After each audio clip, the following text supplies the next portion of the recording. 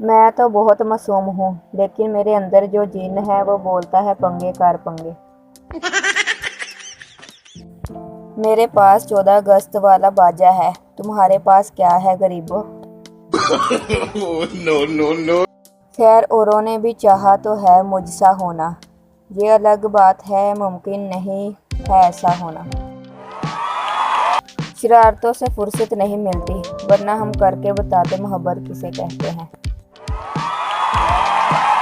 आज मैंने 40 किलो आटे की बोरी उठा ली, वो तो शुक्र है खाली थी, वरना आज मैं मर ही गई होती। लड़के बाइक चलाए, ट्रक चलाए, कार चलाए, और हम लड़कियां जुबान भी ना चलाएं। अब ये तो किसी किताब में नहीं लिखा। बड़ी खुशी मिलती है जब आधी रात को आंख खुले और पता चले कि अभी तो और सोना है।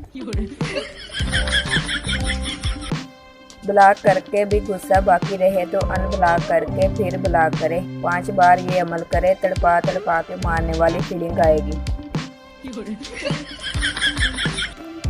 लोगों से कभी उम्मीदें न रखें, जब भी रखें बस कान के नीचे एक रखें। शराफत का ज़माना नहीं रहा अब।